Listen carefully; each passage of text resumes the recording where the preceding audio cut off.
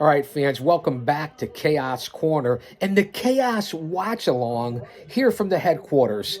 We're reviewing February 1986 from the Boston Garden, old school WWF. And right now in the ring, George the Animal Steele against Tiger Chung Lee from the Boston Gardens. On the call, Gorilla Monsoon and Jesse the Body Ventura. And yours truly, it's me, it's the G.O.C. here in. We're going to go through several different episodes. We're going to call matches, different watch-alongs from different organizations. It's Valentine's Day 2022, the beginning of this new project here on Chaos Corner, from a different location. We're not down in the bunker. We're in the world headquarters, sitting back, kicking back. It's cold outside, but it's warm in Chaos Corner. New watch-alongs. Leave a comment. Like, subscribe, share, give me some feedback. Let me know what you think. We're trying to grow this channel. Follow me on all social media platforms, and you know what they are. Twitter, Instagram, Facebook, Rumble, Gab, Parler, Gitter, and of course, Guardian of Chaos on the YouTube channel. Don't you dare miss it. Tiger Chung Lee, George the Animal Steele, Boston Gardens, 1986, Valentine's Day. Can you hear Gorilla and Jesse in the background? This is going to be a lot of fun. I'm looking forward to this. I've never really done the watch-alongs. I've done them on other podcasts and other shows. You can see that we're comfortable wearing the Big Daddy Rugby shirt today. Woo, we have our water. We've already had breakfast. It's early here in the week. I'm not advertising or sponsoring anyone. There's only one person, and that's Mr. Hempel-Stilskin over at SweetHeal.com. Sweet Heal CBD, but I need my coffee. What? Are you kidding me? That really stings. It doesn't hurt you all that much, but it certainly can sting. A lot of people do the watch-alongs. A lot of people do them live. We have to get up to the appropriate subscribers. So we're going to travel around from Toronto Maple Leaf Gardens to Boston Garden, to Madison Square Garden, to the Providence Civic Center. We're going to go to the Hartford Civic Center, maybe even try to come up with some New Haven Coliseum. We're going to bounce around to all the territories, all the groups from the NWA to World Class to the AWA, ECW, WCW, of course the WWF, and who knows, we may even get into current products with a MLW and Impact and Ring of Honor that's coming back, and New Japan, and of course AEW. Monday Night Raw or SmackDown. I don't know. It depends on what you guys think, if you like the watch-alongs. I'm even going to be quiet sometimes. I'll say that to say this because I tell it like it is. New angle, kicking back. You never know what's going to happen. Steele was ahead of his time. I had a chance, I believe it was 1998, 97 or 98, after I had come back from a brief hiatus. Was on a card in the Constitution State, in the shadows of Titan Towers, where I worked with, from the Baldies, the mouthpiece back then, former WWF veteran, Tough Tony DeVito, against Roughhouse Ralph Mosca. And on the same card was George the Animal Steele in one of the bouts. Jammed to the rafters. Independent shows were to draw on 1,500, 2,000, 2,500 people, sometimes 3,000 and 4,000 people, depending on the venue. 3 count. There it is. George the Animal Steele with a quick pin over Tiger Chung Lee. And listen to the crowd. And this is the second or third match here from the Garden. But just the reaction and the fans. There's an old lady at ringside, and for every match, mid-card, third match, main event, there's always a pop and a reaction back to the crowds in those days. The golden era. Again, I was probably in my mid-20s during these events. Had already tried my first attempt at wrestling school and my training. Didn't go too well. And there he is, Frank Krasnowski. Good old Frank, right here in the Northeast area. Longtime, old-time friend, fellow inductee into the New England Pro Wrestling Hall of Fame. All right, there goes the Animal. And look at the crowds. And there wasn't much better as far as a commentary duo as Jesse and Gorilla. Bobby and Heenan and Gorilla were fantastic. There were a lot of good duos. Bringing Lord Alfred Hayes as the sidekick of Gorilla. Vince McMahon was actually good on the play-by-play. You look at different things and that we've done and different guys that we've watched, even back to David Crockett. See, this is what the watch-alongs they give you. They give you the commercials. Thank God that during a commercial, you guys don't have to listen to the commercial. You could listen and watch me. I got the new stand here, the new camera angle. Let me know what you think. Again, we're trying something different here. We're going to try these watch-alongs. We won't make them too long. They're not going to be an hour and a half, 2 hours. They're going to be 15, 20-minute, half an hour segments. We're back here at the Boston Garden, 1986, February, and here is Hillbilly Jim and Big John Studd. Two huge, enormous men. Now, if Big John Studd is 6'10", 6'11", 350 pounds, Hillbilly Jim is every bit of 6'8", 300 pounds, and in great shape. Hillbilly Jim, very underrated in the WWF at this time and his impact. He really was a big star, Hillbilly Jim. And Big John Studd, maybe a little undervalued because he really wouldn't work. He wouldn't take a lot of bumps. He was tough to work with, just rumors of what I hear. Nice collar and elbow. Two large men, two large individuals. Here on the watch-along, classic watch-along, retro review with the Guardian of Chaos. Our first foray or attempt into this business. Here we are in Valentine's 1986 and 2022 from the Boston Garden, legendary venue. Don't go messing with a country boy, a country boy, a country boy. Don't go messing with a country boy, don't mess with a country boy. Let me tell you something. Big John Studd was a mountain, as was Hillbilly Jim. Jim was no slouch.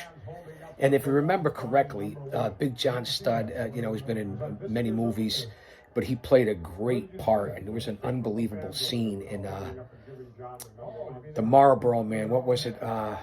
Something in the Marlboro Man. How could I forget that, with Don Johnson and that legendary fight scene in the pool hall with Big John Studd. The Marlboro.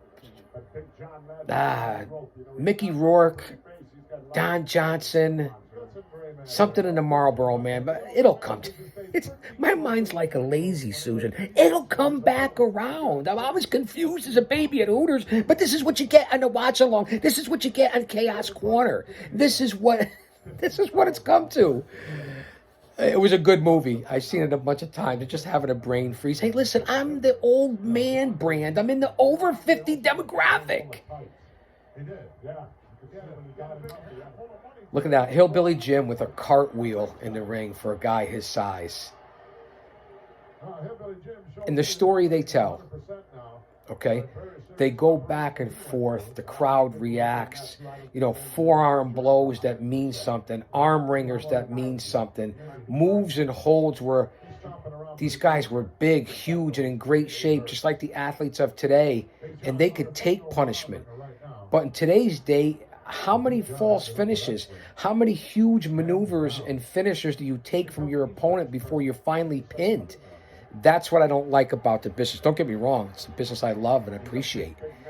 But what a difference. They slow down. They tell the story. Reverse wrist lock, reverse holds. They build it up. Take their time. Methodical. It's just how the story was in the psychology. Some people will watch this in 2022 and say, wow, Chaos, how boring. How could you watch this? It's like watching paint dry. You sit back and you watch like a nice baseball game. Maybe those are the sports that I like. The threat of the fist to close back and clobber Studd, and then he rings it down and tightens the wrench a little bit more, Big John Studd. The leverage, the gravitational pull. It really is beautiful. Listen to the crowd. They bring him up. They bring him down. if it weren't for him, I'd have never had to view that disgusting wedding from a few months ago. Well, he sort of made a buck for Jesse Ventura talking about the wedding from back in the day. If you remember Uncle Elmer and Cousin Luke and If I ever have any wedding affairs, he certainly won't be invited. back when Jesse was a man's man. I don't know about Jesse today. Gorilla was priceless. Big headbutt by Hillbilly Jim.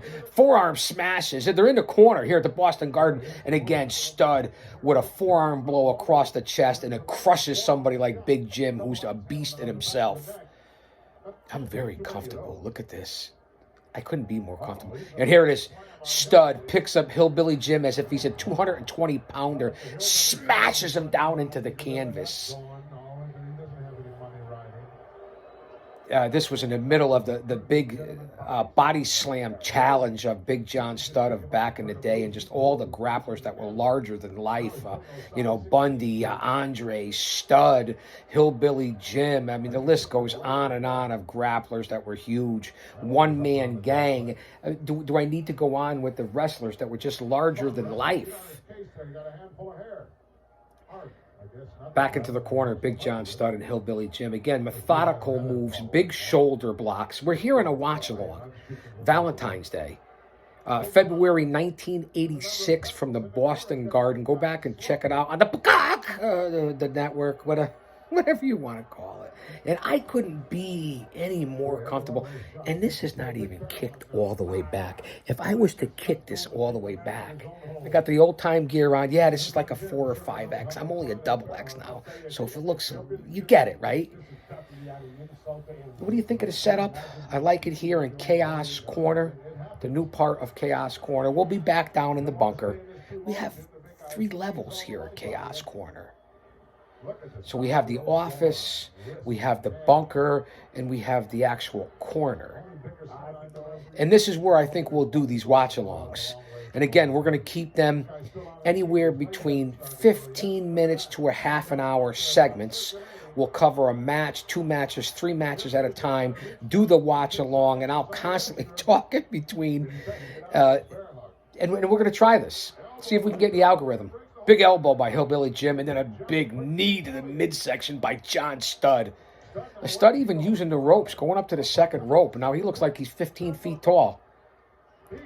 Big shot to the Ponzone, a right by Hillbilly Jim. Jim coming back, right to the forehead. Couple to the cranium by Hillbilly Jim. The Studd is reeling. Series of headbutts. I didn't realize how big. And here he goes. He picks up Studd. He's got him. Oh, but Studd hung onto the ropes. Bails outside. Hillbilly Jim chasing him out. Now both men are grappling. I wouldn't just want to say grappling. It's a slugfest. It's a brawl outside. Jim picks up Studd again outside. Those big knees and elbows by Studd when he came back, though, just dropped you in your tracks. Again, both men outside. Studd head first into the ring. Hillbilly Jim crawls back inside. Wait, did he make it in? Is this a count out? Double count out? Or did Hillbilly get back in? Let's see. Here's Krasnowski. I don't know if you can hear the decision. Let's go to Frank.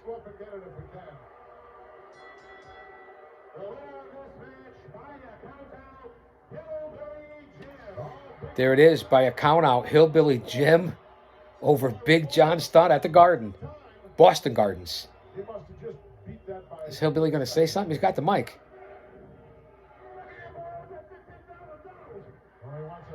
Hillbilly wants to have 15 grand, man. He's calling them back in the ring. Listen to the crowd.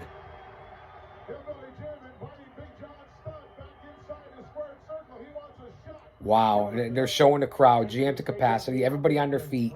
February 1986.